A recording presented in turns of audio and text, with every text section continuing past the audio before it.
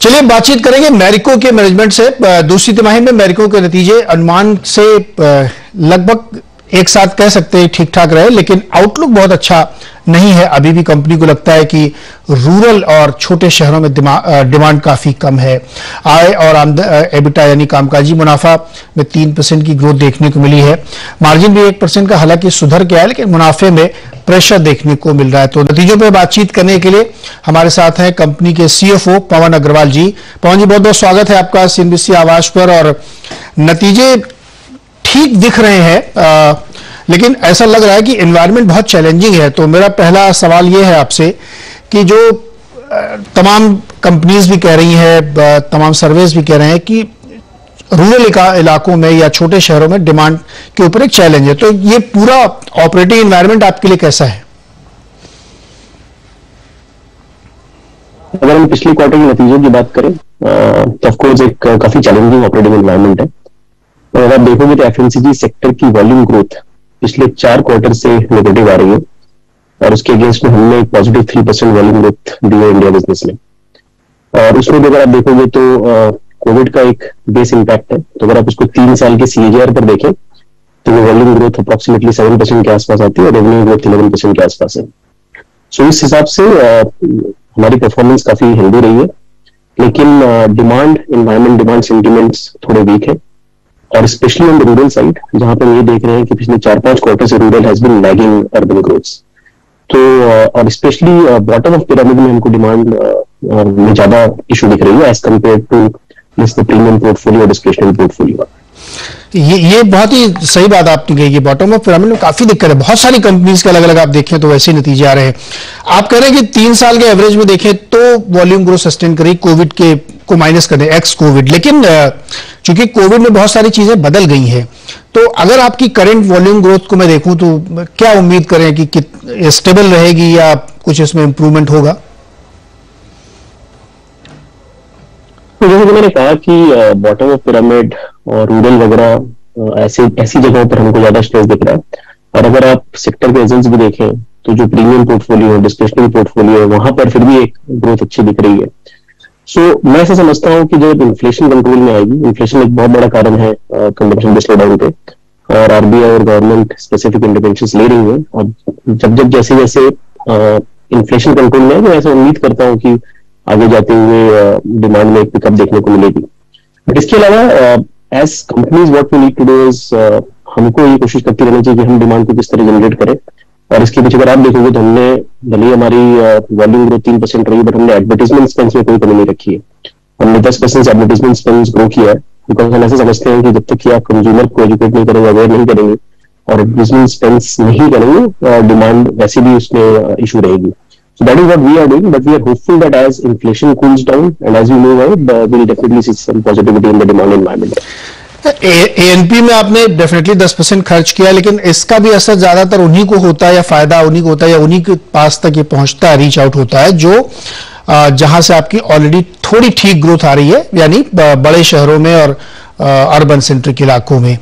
तो इतना स्पेंड करने के बाद भी अगर आप उसी ग्रुप को टारगेट कर पा रहे जो ऑलरेडी थोड़ा बेटर कर रहा, तो फिर कैसे वॉल्यूम को ग्रॉसली कैसे इसको मैनेज करेंगे? नहीं, जैसे कि मैंने कहा कि अगर हमारी वॉल्यूम ग्रोथ, हमारी रेवेन्यू ग्रोथ एफएमसीजी सेक्टर से कंपेयर करें तो हम डेफिनेटली उससे काफी बेटर कर रहे हैं। So we have delivered ahead of the market, ahead of the category. So हम ऐसा समझते हैं कि हम सही जगह स्पेंड कर रहे हैं। और अगर आप उसका नतीजा ये भी देखें, अगर मार्केट शेयर की अगर हम बात करें तो 90% ऑफ द पोर्टफोलियो में हमने मार्केट शेयर कंसोलिडेट किया है।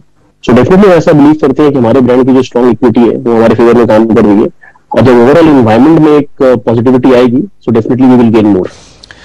पवन जी, ये बात जो आपने भी कही ना कि आपका जो पोर्टफोलियो है उसका 90% सिर्फ कंसोलिडेट हो पाया है, इससे मैं इसका इंटरप्रिटेशन ये करूंगा कि अभी भी सॉफ्ट कंजम्पशन का पैटर्न बना है और जो जारी रहेगा।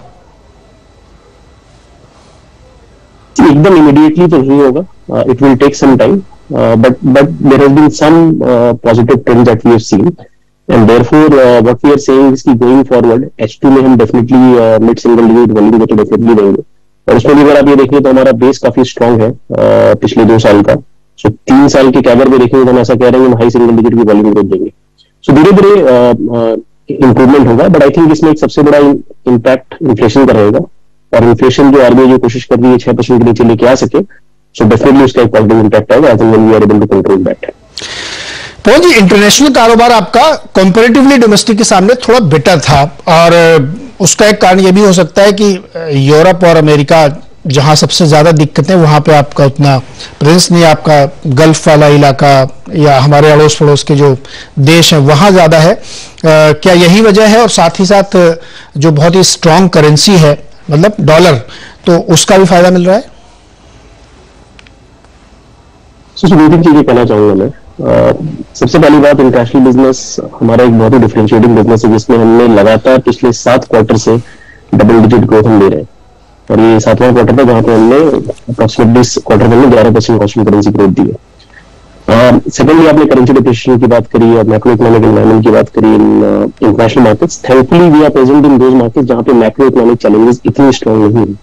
फॉर एग्जाम्पल, हमारा 50% बांग्लादेश से आता है, फिर वियतनाम से आता है, मिडिल ईस्ट और कुछ एक अफ्रीकन कंट्री से आती है। Thankfully, we are not present in developed economies, and therefore, I think the problem is more pronounced in those economies. So, therefore, we are quite confident कि पिछले अगर हमने 7 क्वार्टर में डबल डिजिट ग्रोथ दी, तो हमें डबल डिजिट ग्रोथ की journey बरकरार रखेंगे, और सारे मार्केट्स में हम अच्छी ग्रोथ जरूर ऐसा उम्मीद करते हैं। पवन जी, एक आपका जो प्रोडक्ट है पैराशूट यानी नारियल का तेल, और वो बहुत सिग्निफिकेंटली उसका जो वॉल्यूम है कमजोर हुआ है, 3% तो डायरेक्टली दिखा है, और उसमें आगे भी ऐसा लग रहा है कि वीकनेस रहेगी, क्योंकि आप खुद ही मान रहे हैं कि छोटे शहरों में, रूरल इलाके में डिमांड नहीं है। तो कैसे संभालेंगे इसको? सारे पोर्टफोलियो अगर आप देखें तो इसमें एक पैराशूट कोकोनट ऑयल और वैल्यू एडेड हेयर ऑयल में थोड़ी मंदी देखी गई, और आपने सही कहा कि 3% की वॉल्यूम डिक्लाइन रही है।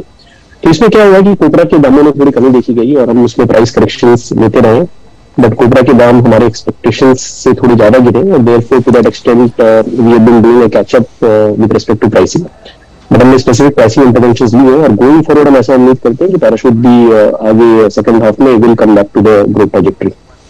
पवन जी, एक चीज समझाइए, जब चूंकि आप कह रहे हैं कि कीमतें गिरी हैं, इसकी वजह से आपको नुकसान भी हुआ है और इन्वेंट्री मैनेज करना पड़ा आपको। अब चूंकि नॉर्मलाइजेशन के प्रोसेस में है, आप मान रहे हैं कि कोपरा प्राइसेस स्टेबल हो रही है, तो क्या मैं एक्सपेक्ट करूं कि कुछ प्रोडक्ट में जहां पे प्रीमियमेशन है, कुछ प्राइस हाइक लेंगे आप?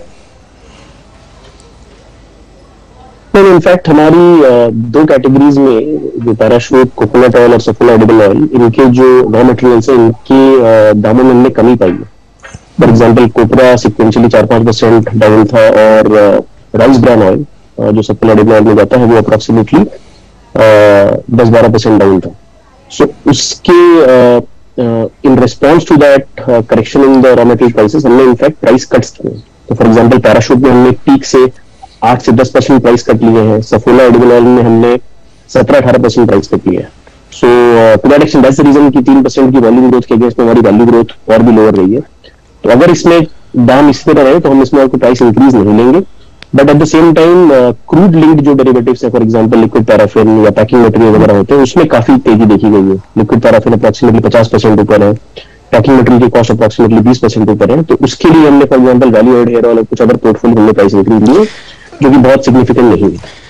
नहीं पवन जी, यही तो मेरा सवाल है कि अगर क्रूड जब 120-30 था, वहां से गिर के अब वो स्टेबल होता हुआ दिख रहा है, लेकिन स्टिल लिक्विड पैराफिन के दाम बहुत हाई, जो आप प्रीमियम प्रोडक्ट में अपना मिक्स करते हैं, और आप कह रहे हैं कि प्राइस हाइक की जरूरत नहीं, लेकिन फिर कैसे मैनेज करेंगे? आप खुद ही मान रहे हैं कि अभी 50% हाई है पैराफिन के दाम।